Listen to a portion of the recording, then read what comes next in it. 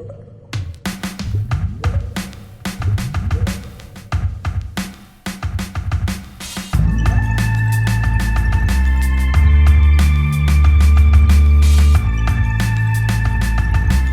everybody, welcome to Board Online, Board Offline. Doing something different here. I am on vacation and I've had my top 70 favorite games of all time figured out since May and have not been able to find a way to get it filmed. So I figure we're going to do it this way, and I will just, whenever I have 20 minutes to myself on this vacation, I will throw down a list of 10 of these. And so today we're going to start with numbers 70 through 61. And yeah, we're gonna see if I can knock out this whole list on vacation. And obviously the sound isn't going to be quite as good. I'm just using my built-in microphone right here on the phone. But I think we're still going to get the list done, and we'll see how it goes. So here we go. Of course, we do the everyone by the minute. So starting with number 70, we've got Mansions of Madness 2nd Edition. Now this is a completely different game compared to Mansions of Madness 1st Edition. This is a fully cooperative game. The 1st edition was one versus many. This one's fully cooperative. And essentially you are an investigator in the 1920s or 1930s, something like that. The whole Lovecraftian thing. And you are figuring out different mysteries. And it's app-driven. So the enemies are controlled by a app that you have to download, which, some people may not want to be involved with that, but if that doesn't bother you, it's a phenomenally fun game. Lots of different scenarios at this point, huge variety of monsters. It's a game where fighting should be your last resort because the monsters are incredibly powerful. It's more trying to stay away from them and trying to figure out what's going on in the mystery of the game. That's Mansions of Madness 2nd Edition. Number 69 is Azul. This is I would say, modern classic at this point. Modern classic abstract game where you have, I think, 5 different color or patterned tiles that you are selecting from, and you and your opponents are going to all be selecting these different tiles and putting them onto your own board. You have to be careful about which tiles you actually select, because if you select too many, when you select them, you have to take either everything that's there or nothing. So you might be forced to take too many in some cases, and they're going to count as negative points against you. So that's something you definitely have to keep in mind. And at this point, Azul has, I think, like 5 or 6 different versions. I've only ever played the original version of Azul, and it is a absolutely fun game. I play it on Board Game Arena all the time, but I own it as well. And it's one that, if you're looking to get into an abstract game that is easy to get into, Azul would definitely be one to take a look at. Number 68 is Arkham Horror 3rd Edition. Now, this is one I have not had a chance to dig into as much as I want to. My first impressions of it, though, have been really good. And obviously, by it being here at number 68, I've heard from basically almost universally that Arkham Horror 2nd Edition is the superior version of this game, and I've never played 2nd Edition. So at some point I do want to track down 2nd Edition and give it a good comparison, and then see if which way it goes as far as if I like 3rd or 2nd. But this is a fully cooperative, again, Lovecraftian themed game. But this one, whereas Mansions of Madness takes place in kind of a singular location, it's taking place in in a mansion, for instance. Arkham Horror is more at the town level. And so you're wandering around a town, figuring stuff out, dealing with monsters, dealing with this crazy, otherworldly mystery.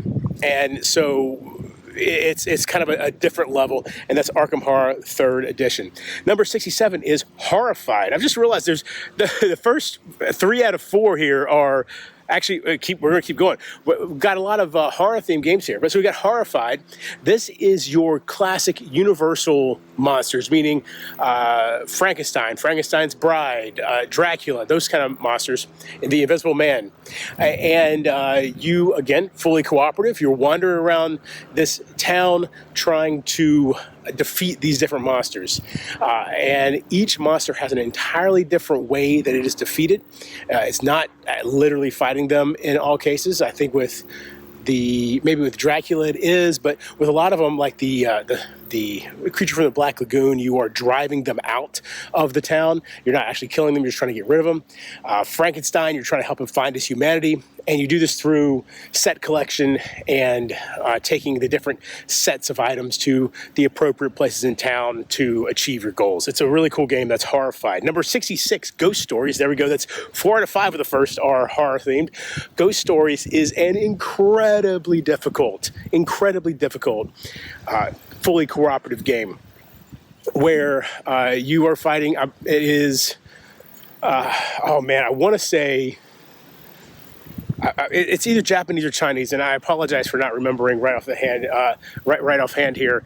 Monsters. It's been a little while since I played the game, but the monsters are based off of that culture and history. And you are monks in this town, Buddhist monks in this town that are fighting off, or maybe Taoist monks that are in this town fighting off these monsters that are coming into town. They come in waves, and you have like 4 different sides, and as they come in, you're trying to roll dice and use your special powers to defeat them, and they really come in such large and strong waves that if you almost always are going to lose this game. Most of the time you're going to lose. I think I've beat it once, but it is a ton of fun. I definitely recommend it. That's Ghost Stories. Number 65 is Roll for the Galaxy. This one, oh man, it has been years and years and years since I played this one. I don't own it. Haven't played it in, like I said, in such a long time, but it is a dice rolling game where you the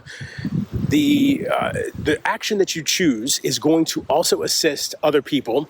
If I remember correctly, you get the stronger version of the action when you choose it, and everybody else gets a less strong version of it, a weaker version of it. But you're basically building up your set of territories and buildings and stuff like that, and it's at the in this sort of outer space theme, and the dice rolling is really the key feature here, as there's so many different dice upgrades and symbols and everything, and it's a lot of fun. I need to find somebody who has it so I can get it back to the table. That's Roll for the Galaxy.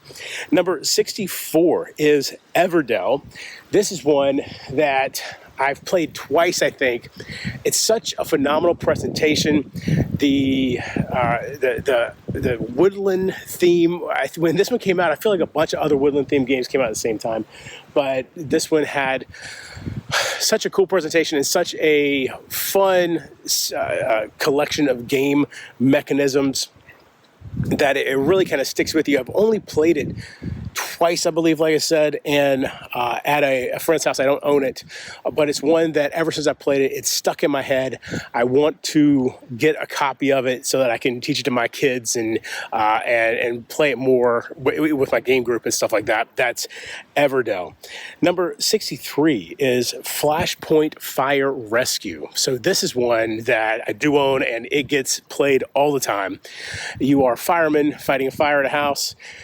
I believe there's more boards you can get, more layouts, house layouts, but for the base game, it comes with 2 house layouts. One is more challenging than the other, and the goal of the game is to save, I believe, 7 people and or pets from the fire. Once you save 7, then you win, but the whole time the fire is expanding, you're trying to put the fire out, and so you're kind of using your actions to figure out which one needs to happen right now. Do you need to use your actions to put the fire out, or do you need to use your actions to go search that point of interest, see if there's a person there? But here's the thing: you search the point of interest, it might be nothing, or it might be explosives, or it might be a person or a pet. And so now you have powers, you have different abilities where you could figure out what the point of interest is with an imaging technology from, outside the area or whatever. So lots of great different powers, lots of strategies.